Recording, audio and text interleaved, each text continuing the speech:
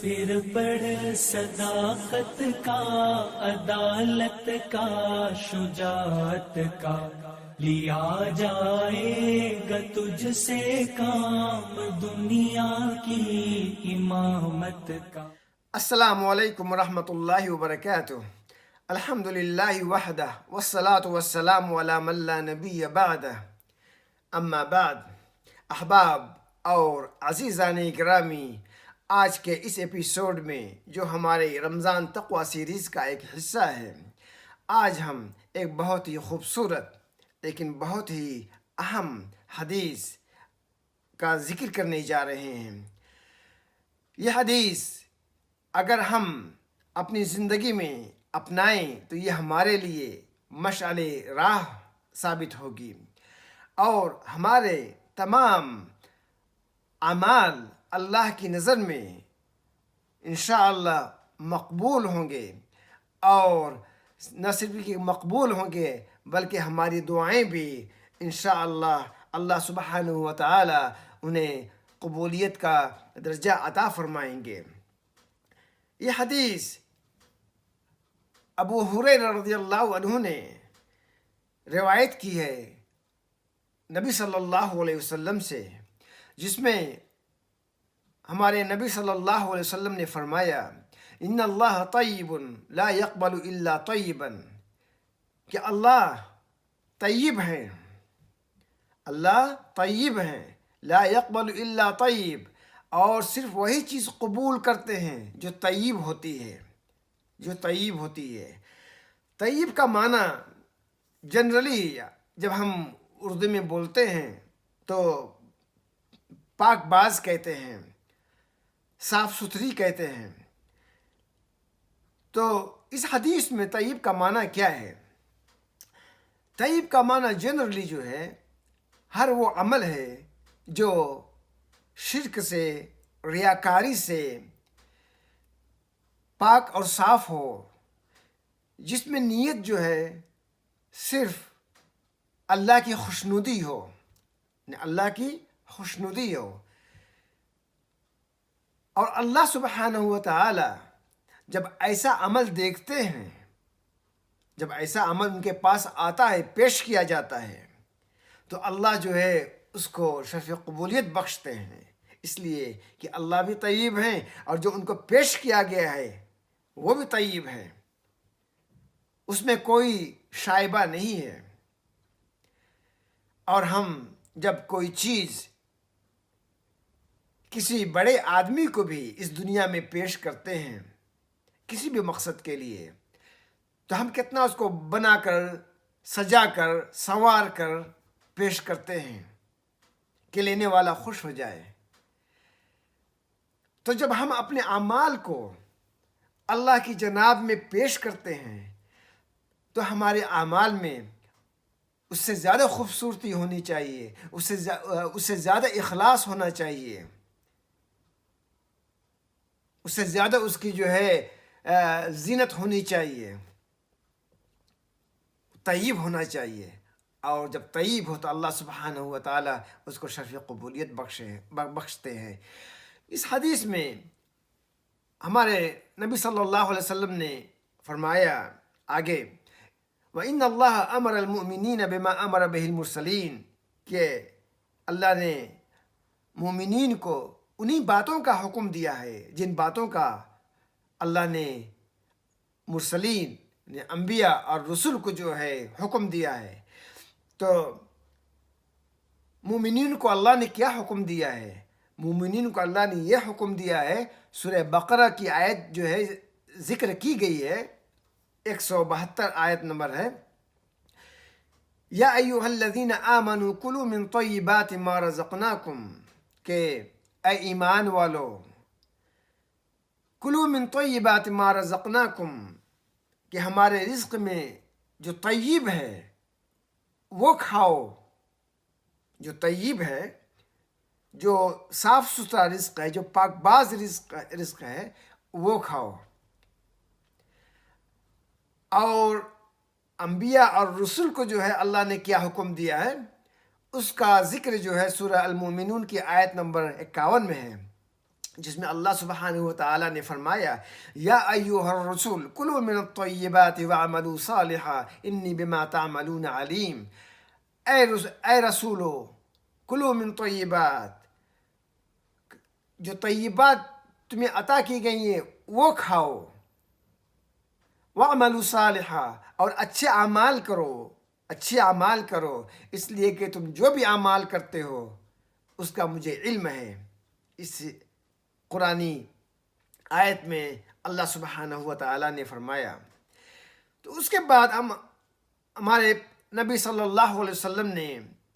ایک شخص کا ذکر کیا، ایک شخص کا ذکر کیا، ایک مثال کے طور پہ، مثال کے طور پر ایک شخص کا ذکر کیا اور فرمایا یطیل السفر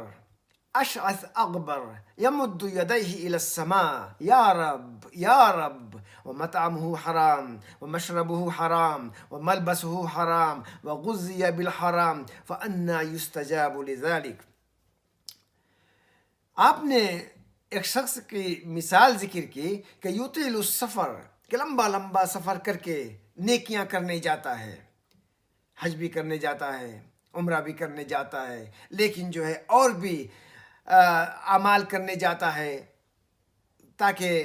وہ اس سفر کے اندر ہوتا ہے۔ مطلب یہ ہے کہ وہ سفر میں ہے، وہ مسافر شخص ہے۔ اشعث اغبر، اس کے بال جو ہے بکھرے ہوئے، اغبر وہ جو ہے غبار آلود ہوتا ہے، اس کی حالت بیان کی گئی ہے، اور اس سے یہ بھی مراد ہو سکتی ہے کہ اس کی جو حالت ہے وہ بہت ہی ڈسپریٹ حالت ہے، اس کی سچویشن جو ہے بہت ڈسپریٹ ہے، بہت محتاج ہے، وہ اس کے پاس بہت سارے وسائل نہیں ہیں، اور اللہ جو ہے ایسے شخص کی بھی دعا قبول کرتے ہیں جو کہ بہت ہی ڈسپریٹ ہوتا ہے، جس کے پاس جو ہے بہت سارے وسائل نہیں ہوتے ہیں، کھانے پینے کو نہیں ہوتا ہے، ایک وقت کا کے کھانے کے لیے اس کو بہت محنت کرنی پڑتی ہے۔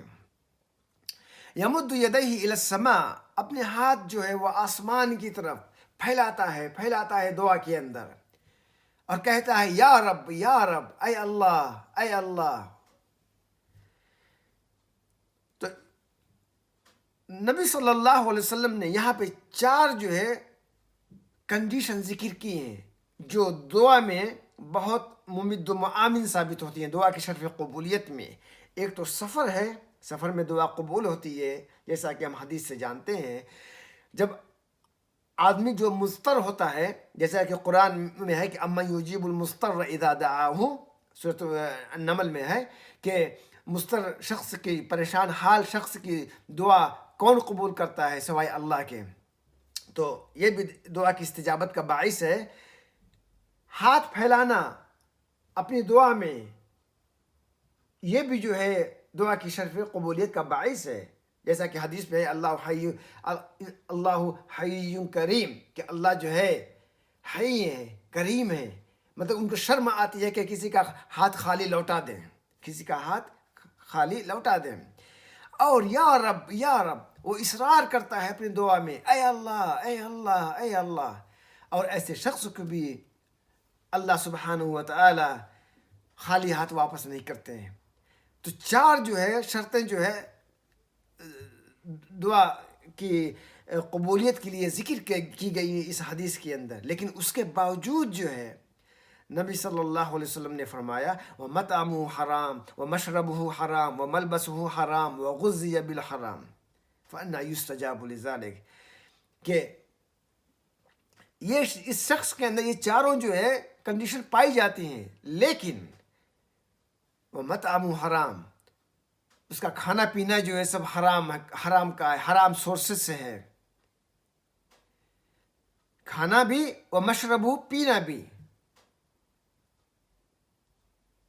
وہ اس بات کی پرواہ نہیں کرتا ہے کہ کیا کھاتا ہے، کہاں سے آتا ہے، اور وہ حرام تجارت میں، حرام بزنس میں لوگوں کا حق مار کے، لوگوں کا مال اپنے پاس لے کے غلط طریقے سے، حرام طریقے سے کھاتا ہے، پیتا ہے، اس کی پرواہی نہیں کرتا۔ ملبسہ حرام، اسی میں سے وہ پہنتا ہے، وغذی بالحرام، اور اسی میں سے اس کا سب کچھ جو ہے کھانا پینا ہے اور کھلانا پلانا ہے. فَأَنَّا يُسْتَجَابُ لِذَلِكَ، ایسے شخص کی دعا کیسے قبول ہو سکتی ہے؟ نبی صلی اللہ علیہ وسلم فرماتے ہیں، نبی صلی اللہ علیہ وسلم یہ سوال کرتے ہیں کہ فَأَنَّا يُسْتَجَابُ لِذَلِكَ، کہ ایسے شخص کی دعا کیسے قبول ہو سکتی ہے؟ اگرچہ کہ دعا کی ساری قبولیت کی شرطیں اس شخص کے اندر پائی جاتی ہیں، ساری قبولیت کی شرطیں جو ہے پائی جاتی ہیں، لیکن جو ہے سب کچھ تو حرام کا ہے اس کی زندگی میں. اس لیے ہمیں بہت احتیاط کرنا چاہیے، اس لیے کہ صرف دعا کا معاملہ نہیں ہے، ہمارے سارے اعمال کا معاملہ ہے. ہماری اس دنیا کے اندر جو ہے اپنے مقام کا معاملہ ہے، اپنی حیثیت کا معاملہ ہے. اور ہم جو عمل کرتے ہیں، چاہے ہم نمازیں پڑھتے ہیں، روزہ رکھتے ہیں، صدقہ اور خیرات کرتے ہیں، اچھے بھی کام کرتے ہیں، لوگوں کی مدد کرتے ہیں، سب کچھ کرتے ہیں، لیکن جو ہے زندگی ہم حرام کی جیتے ہیں تو یہ سب جو ہے غیر مقبول ہو جاتے ہیں. تو ہمیں احتیاط کرنا چاہیے، سوچنا چاہیے، ہمیں سوچنا چاہیے، اور یہ بھی جو ہے سوچنا چاہیے کہ کون سی زندگی جو ہے ہمیں اہم ہے اور کون سا عمل ہمیں اہم ہے. آدمی تھوڑا کھائے، اچھا کھائے، حلال کا کھائے، کسی کا حق مار کے کبھی نہ کھائے، اس لیے کہ وہ کبھی ہضم نہیں ہوگا، نہ اس دنیا میں ہضم ہوگا اور نہ آخرت میں ہضم ہوگا. اس سلسلے میں بہت ساری حدیثیں ہیں، بہت ساری وارننگز ہیں، ہم اس کا آگے کے ایپیسوڈز میں ذکر کریں گے. لیکن اس ایپیسوڈ میں ہمیں اتنا یاد رکھنا چاہیے کہ ان اللہ طیب لا يقبل الا طیب، کہ اللہ جو طیب ہیں اور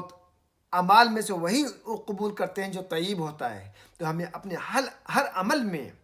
ہر رزق میں ہمیں ہمیشہ جو ہے جو پہلا سوال ہو یہ کہ یہ طیب ہے کہ نہیں ہے، جو میں لقمہ ڈال رہا ہوں اپنے منہ میں وہ طیب ہے کہ نہیں ہے، جو لقمہ میں اپنے بیوی بچوں کے منہ میں ڈال رہا ہوں وہ طیب ہے کہ نہیں ہے، جو میں اپنے پیسے بچا کے رکھا ہوں گھر کے اندر، بزنس کے اندر، زمین خرید کے، تجارت کے اندر، انویسٹمنٹ کے اندر، اس میں طیب کا کتنا حصہ ہے، کتنا پیور ہے، کتنا خالص ہے. ہمیں ہمیشہ یہ سوال جو اپنے آپ سے کرنا چاہیے. یہ سوال ہم کریں گے تو یہی تقویٰ ہے، یہی تقویٰ ہے. اور تقویٰ کا کام ہی ہے کہ صفائی ستھرائی کرے ہمارے اعمال کی. ہمارے اعمال کی صفائی ستھرائی ہوگی تو ہمارے اعمال بھی قبول ہوں گے اور ہماری دعائیں بھی انشاءاللہ قبول ہوں گی. اور اسی کے ساتھ جو ہے آپ سے اجازت چاہتا ہوں. والسلام علیکم ورحمۃ اللہ وبرکاتہ.